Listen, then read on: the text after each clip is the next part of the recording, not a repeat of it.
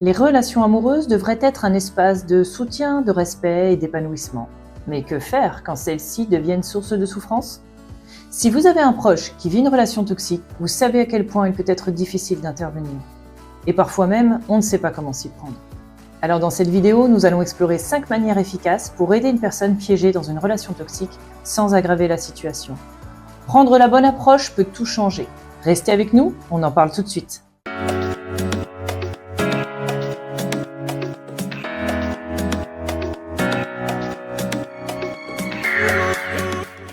Le premier conseil, c'est d'abord de comprendre ce qu'est une relation toxique.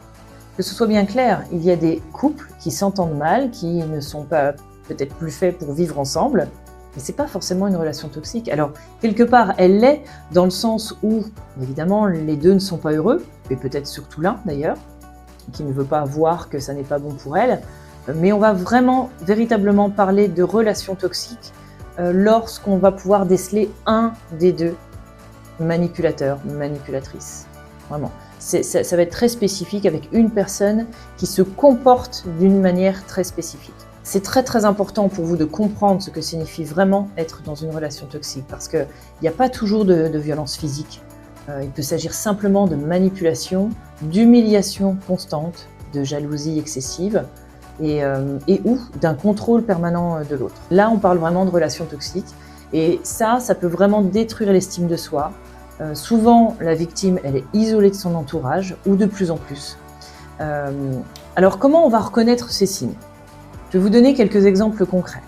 Donc, un manipulateur, il va vouloir avoir le contrôle sur son partenaire, ou sa partenaire. Il va tenter de diriger ou de manipuler les actions, les pensées et les décisions de l'autre. Par exemple, cette personne va surveiller ses communications, on va toujours être là pour écouter, en savoir plus, voler le téléphone, aller regarder ce qui est écrit, etc. Et c'est plein de petites actions comme ça qui vont sembler presque, pas graves, mais qui cumulées, on ressent forcément quelqu'un qui nous surveille tout le temps et on n'est pas libre. Donc on est manipulé, on est vraiment contrôlé par quelqu'un. Restriction aussi sur les sorties. Quand la personne, la victime, fait le choix de sortir, que ce soit pour faire des courses, voir des amis, voir de la famille, eh bien, la personne toxique a toujours un avis sur le sujet, et en général, un avis plutôt négatif. Mais pourquoi tu vas aller là-bas? Ça sert à rien, et puis encore des remarques, et des remarques, et des remarques. Donc, à chaque fois qu'une remarque négative est posée sur ce genre de sortie, eh bien, la victime, elle emmagasine cette négativité, et puis finit par comprendre inconsciemment que sortir, c'est pas bien, c'est pas accepté, c'est pas, voilà, on ne rend pas l'autre heureux, et on reverra ce critère-là peut-être plus tard ou une autre fois, parce qu'il ne s'agit pas de rendre l'autre heureux dans un couple, à mon avis, mais en tout cas, dans ces moments-là, on dit, voilà, si je le rends malheureux, en tout cas, parce qu'à chaque fois que je choisis de sortir, eh bien, je prends des remarques où il fait la tête, ou elle, hein. Le choix vestimentaire peut être imposé, il l'est souvent aussi, pareil, avec des remarques, ou alors très clairement des insultes par rapport au choix vestimentaire. Et puis certains ou certaines vont vraiment exiger que la victime rende des comptes sur chaque détail de sa journée, qui elle a vu, quand, pourquoi, quel est l'intérêt, etc., etc. Et bon, encore une fois, ça peut paraître anodin, et échanger, on a l'impression qu'on échange simplement sur notre journée. Bon, en fait, c'est beaucoup plus pour du contrôle. Deuxième indice, l'isolement. Le partenaire toxique tente souvent de couper son conjoint ou sa conjointe de ses amis, de sa famille ou de son réseau de soutien. À partir du moment où la victime a dans sa vie des personnes qui vont la soutenir dans ses choix, la rendre positive en tout cas, eh bien, c'est dangereux. C'est dangereux pour le manipulateur ou la manipulatrice parce que dans ce cas-là, la victime risque de se rendre compte qu'elle est plus heureuse dehors. Donc, surtout pas. Il va falloir l'isoler. Donc, ça va se représenter par des interdictions de sortir, de rencontres avec les amis ou la famille, ou bien les décourager fortement. Et puis aussi semer le doute sur les intentions des proches. C'est-à-dire qu'il y a un moment où, quand c'est un peu trop difficile de l'empêcher de voir quelqu'un, c'est lui dire vraiment non mais attends, cette personne-là, c'est n'importe quoi, et puis voilà, aller chercher vraiment détruire sa réputation et mettre le doute aussi chez la victime pour éviter qu'elle ait envie de revoir cette personne-là. Il ou elle va pouvoir aussi créer un sentiment de culpabilité chaque fois que l'autre partenaire veut finalement entrer en contact avec quelqu'un, simplement. Donc c'est pas grand-chose, on a l'impression que ce ne sont que des mots, mais pourtant cumulé, je peux vous assurer que voilà, ça a vraiment un impact très très fort. Troisième indice, c'est le gaslighting. C'est une forme de manipulation psychologique où la personne toxique amène l'autre à douter de sa propre perception de la réalité. Par exemple, il va nier des faits pourtant avérés. Voilà, ça c'est vraiment nier des faits mais très très évidents et plusieurs fois. Ou alors minimiser les émotions de l'autre, affirmer finalement que l'autre est trop sensible, carrément fou, voire même manipulateur ou manipulatrice. Alors ça provoque souvent une perte de confiance en soi chez la victime, c'est évident. Et du coup, il est encore plus facile pour la personne toxique de continuer en boucle et de faire en sorte que la victime doute d'elle-même, doute de ses choix et de sa façon de penser. Quatrième indice, une jalousie excessive. Donc le comportement jaloux irrationnel envahit tous les aspects de la relation. La personne toxique suspecte constamment des actions infidèles, sans fondement, sans réelle preuve, espionne les communications, voilà, va poser beaucoup de questions et instaure vraiment un climat très très délétère dans le couple. Cinquième indice, on va retrouver dans ces relations toxiques des dénigrements et des critiques constantes. Des critiques continues qui visent à rabaisser ou à diminuer l'autre, sapant ainsi sa confiance en soi. Alors, ça va être des attaques sur l'apparence physique, sur les compétences, sur ses croyances, ou bien même sur les valeurs de l'autre partenaire. Donc, le but, c'est vraiment de le faire se sentir inférieur. Encore une fois, tous ces mots cumulés tous les jours, on finit par le croire, tout simplement. Sixième indice, on sent une manipulation émotionnelle. C'est l'utilisation des émotions pour obtenir ce que l'on veut, en exerçant une pression ou en jouant avec les sentiments de l'autre. La personne toxique utilise des menaces de rupture, utilise des pleurs ou des accès de colère même, pour forcer l'autre à céder à ses demandes, ou faire sentir à l'autre qu'il est responsable du bonheur du partenaire toxique. Septième indice, on remarque une absence de respect des limites. Ça veut dire quoi? Ça veut dire que la personne toxique va ignorer ou bien même franchir les limites physiques, émotionnelles ou psychologiques que l'autre partenaire établit. Par exemple, il ou elle va forcer ou faire pression pour des relations sexuelles, ne va pas respecter le besoin de l'autre d'avoir du temps seul, ou même violer son espace personnel. Autre indice, des violences verbales ou physiques. Alors toute forme de violence, finalement, qui vise à intimider ou à blesser l'autre. Il peut y avoir des cris, des insultes, des menaces de violence, des coups ou même des bris d'objets. Et la violence, elle peut également être subtile, comme des menaces voilées, même via l'humour quelque part. De toute façon, dans tous les cas, le moindre manque de respect verbal, c'est déjà du harcèlement. Autre indice de relation toxique, on sent une culpabilisation qui est constante. Le but, c'est de faire porter la responsabilité des problèmes ou des disputes sur l'autre, même, évidemment, quand ça n'est pas justifié.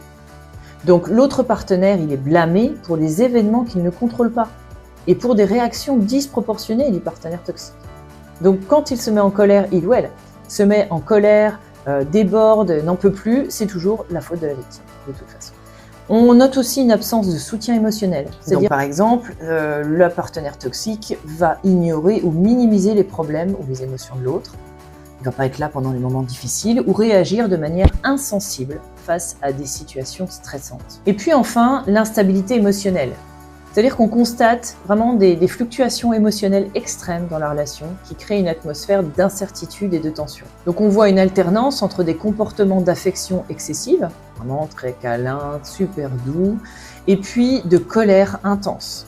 Donc ça rend l'autre partenaire complètement incertain de ce qui est réel ou stable dans la relation.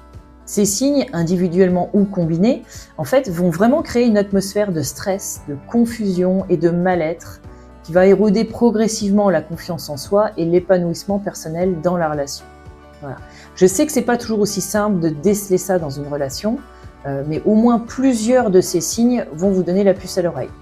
En cas de doute, n'hésitez pas, vous mettez en commentaire, vous me posez les questions ou vous-même vous prenez rendez-vous et on échange. C'est très très important quand même d'être au courant de ce qui se passe réellement. Sauf que c'est parfois difficile parce que vous ne pouvez pas vivre non plus, vous n'êtes pas la petite souris qui vit avec le couple. Le deuxième conseil que je souhaite vous donner aujourd'hui, c'est surtout de ne pas juger et d'écouter attentivement.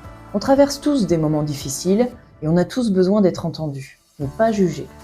Alors lorsqu'une personne se confie, notre instinct, c'est peut-être de simplement vouloir résoudre le problème immédiatement. Mais parfois, ce dont elle a vraiment besoin, cette personne, c'est simplement d'une oreille attentive. Souvent, vous avez des réactions qui sont évidemment bien intentionnées, mais elles peuvent blesser. Donc des conseils du style « pourquoi tu ne pars pas ?» peuvent faire sentir la personne en difficulté, qu'elle est jugée, pour ne pas avoir déjà pris des décisions difficiles. Et ça peut vraiment la pousser à se refermer. Alors l'une des meilleures façons d'aider quelqu'un, c'est de créer un espace où il peut se confier sans crainte d'être jugé. Alors ça commence par l'écoute active. L'écoute active, c'est quoi? C'est se concentrer pleinement sur ce que dit la personne, et puis lui montrer que vous comprenez et que vous validez ses émotions. Alors je sais que ça peut être difficile parce que quand on n'a pas vécu ce genre de situation grave et inadmissible, c'est vraiment difficile de comprendre comment on peut se laisser faire et ce qu'on peut ressentir. Alors dans ce cas-là, dites-vous bien que c'est la manipulation qui parle et non pas votre proche réellement. Je vais vous donner les principes de l'écoute active. Il y en a 3. Le premier principe, c'est de ne pas interrompre. Écoute active, ça veut dire quoi? Ça veut dire écouter sans sauter directement aux solutions. Vous laissez l'autre parler et exprimer ses pensées complètement. Deuxièmement, utilisez des réponses non verbales. Vous pouvez hocher de la tête, garder le regard bien soutenu, avoir des postures ouvertes. Et puis, troisièmement, c'est répondre avec empathie. Vous pouvez dire des choses comme « je comprends que ça doit être difficile » ou « je suis là pour toi ».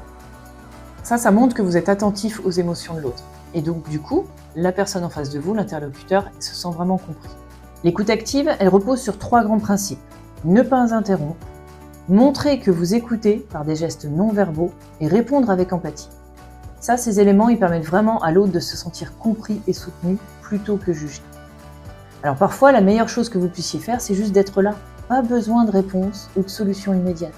Votre présence et votre écoute sans jugement sont des soutiens puissants. Et en tant qu'ami, proche ou collègue, votre rôle n'est pas toujours de résoudre. Parfois, il s'agit simplement d'être là, d'écouter et de créer vraiment un espace, un endroit où l'autre se sent vu et entendu. Car dans cet espace, la personne trouve sa propre force. Vous seriez surpris de savoir à quel point c'est important pour eux. Et ça va vraiment permettre d'avoir le déclic un jour. Troisième conseil, aider à identifier la toxicité de la relation. Alors quand on est pris dans une relation toxique, c'est comme être dans un brouillard. Souvent, la personne concernée ne voit pas clairement la gravité des comportements destructeurs auxquels elle fait face. Pourtant, avec un soutien bienveillant et non intrusif, il est possible de l'aider à prendre conscience de la situation. Comme nous l'avons vu précédemment, les signes d'une relation toxique peuvent être subtils. Le contrôle, la jalousie excessive, la manipulation émotionnelle ou encore des critiques constantes. Ces comportements ils peuvent vraiment passer inaperçus au début, ou être justifiés par la personne comme des preuves d'amour ou d'attention. Si vous voyez qu'une personne proche de vous semble piégée dans une relation toxique, c'est vraiment important de l'aider à ouvrir les yeux sans lui dire quoi faire. La clé, c'est de proposer des ressources, comme des articles, des vidéos, des témoignages. Ça permet à la personne de réfléchir à sa situation de manière autonome, sans se sentir jugée. Alors vous pouvez par exemple partager un article ou un documentaire sur les relations saines, ou parler de situations similaires que vous avez vues ou lues. Alors en proposant ce type de contenu, vous permettez donc à la personne de réfléchir à son propre rythme. Elle peut reconnaître des comportements destructeurs sans se sentir directement remise en question. Et ça favorise vraiment une prise de conscience progressive et peut-être même le premier pas vers le changement. L'objectif, souvenez-vous, n'est vraiment pas de forcer une décision, mais d'aider la personne à se poser des questions importantes. Est-ce que je me sens respectée dans cette relation? Est-ce que je me sens libre d'être moi-même? C'est vraiment essentiel de rester un soutien bienveillant. Vous laissez la personne venir à ses propres conclusions. Vous pouvez lui poser des questions ouvertes qui l'amèneront à réfléchir, mais ne jugez pas, même si vous pensez que la situation elle est évidente. Par exemple, vous pouvez lui demander « Est-ce que tu te sens respecté dans cette relation ? Qu'est-ce que tu en penses quand tu entends d'autres parler de relations similaires ?» Voilà, trouvez vos questions, vraiment des questions ouvertes, où elle va être obligée, cette personne, de d'écrire, de développer la réponse. Soutenir quelqu'un dans une relation toxique, c'est vraiment l'aider à ouvrir les yeux doucement, sans la brusquer. Parfois, simplement offrir des ressources et être là pour écouter peut faire toute la différence. La prise de conscience est vraiment un chemin personnel et en l'accompagnant avec bienveillance, vous l'aiderez vraiment à avancer à son propre rythme. Quatrième conseil, encourager la personne à se reconnecter à elle-même. Alors, dans une relation toxique, il arrive souvent que la personne perde contact avec sa propre essence. L'autre finit par occuper tout l'espace et ses propres passions, désirs et aspirations sont vraiment relégués au second plan. Donc, lorsque la relation prend toute la place, la victime oublie peu à peu ses propres goûts et ses passions. Et cette personne peut perdre de vue ce qui la rendait unique en se consacrant entièrement aux besoins et aux attentes de son partenaire. Alors, les signes de la perte de soi sont très clairs. L'isolement, l'abandon de passion, la fatigue émotionnelle, vraiment d'abandonner des activités, de trouver des excuses à chaque fois pour ne pas les faire. Se reconnecter à soi-même, c'est vraiment essentiel parce que ça va permettre de redécouvrir sa propre valeur et sa force intérieure. Donc, quand on renoue avec ses passions, ses amis, ses activités personnelles, eh bien, on peut progressivement se rappeler qu'on existe, indépendamment de cette relation toxique. Rappelez-lui simplement ce qu'elle aime faire en lui posant des questions à ces sujets. Demandez-lui pourquoi elle ne le fait pas ou plus. Et montrez-lui comme il est possible de s'y reconnecter et de finalement refaire ce genre d'activité. En renouant avec ses passions, la personne retrouve progressivement confiance en elle. Elle se rappelle qu'elle est capable, qu'elle a des talents et des forces. Elle va vraiment ressentir cette différence quand elle est reconnectée avec elle-même que quand elle est dans la relation en soi. Voilà. Et c'est ça qui va faire la différence. C'est ce sentiment de bien-être, repos, paix, tout comme quand elle parle avec vous, par rapport à la sensation de pression qu'elle a avec le partenaire. Ces activités, même simples, ce sont des moments de liberté en fait. Ça peut être de la peinture, ça peut être de sortir, de marcher seule dans un parc, d'écouter de la musique, de reprendre une activité sportive qu'elle adorait, tout ce genre de choses. Et ça permet vraiment de se détacher émotionnellement de la relation toxique et de retrouver une forme de contrôle sur son propre bien-être. Alors l'important, en tant que proche, c'est vraiment d'encourager sans pression. Proposez doucement des sorties, des activités que vous savez importantes pour la personne, mais laissez-la avancer à son propre rythme. Alors l'ami propose d'aller à un événement que la personne aimait autrefois, et quand celle-ci refuse, il respecte cela avec bienveillance, tout en restant présent pour un soutien continu. À la fin, la personne décide finalement d'accepter une sortie plus tard. Et si elle refuse constamment, ne lâchez rien. Proposez encore et encore. Rappelez-vous que c'est la manipulation qui répond. Et l'information fait quand même sa route dans l'esprit de la victime et contribuera à son réveil certain. Donc encourager cette reconnexion, c'est vraiment un cadeau que vous lui faites pour l'aider à retrouver confiance et à échapper à l'emprise émotionnelle. Enfin, le 5e conseil, c'est surtout pour vous ressourcer personnellement. Lorsque nous aidons une victime de relations toxiques, ou bien même que nous faisons face à des situations stressantes, il est facile d'oublier de prendre soin de soi. Pourtant, pour continuer à être présent pour les autres, il est essentiel de se ressourcer personnellement. Donc reprendre contact avec soi-même, se reposer et prendre du recul. Ça sont vraiment des étapes super importantes pour retrouver un équilibre. Parfois, on ne réalise pas qu'on est en train de s'épuiser. Et on répète. D'ailleurs, finalement, si. Vous pourriez le voir, c'est-à-dire que quand vous avez vraiment l'envie de donner des solutions à tout prix, que vous insistez sur les mêmes choses, c'est qu'en fait, vous commencez déjà à vous épuiser. D'accord ? Donc, pour rester calme et donner la patience dont elles ont besoin, eh bien, vraiment, prenez soin de vous. Alors aussi, vous pourriez avoir plus de difficultés à dormir, le mental qui rumine aussi dans cette situation pour la personne. Parfois, une perte de plaisir aussi dans ce que vous aimez faire. Voilà. Donc ça, quand vous avez ces signaux, c'est vraiment la première étape pour vous dire que vous avez besoin vraiment de prendre soin de vous. Alors pour vous ressourcer, c'est vraiment important de prendre du temps pour vous.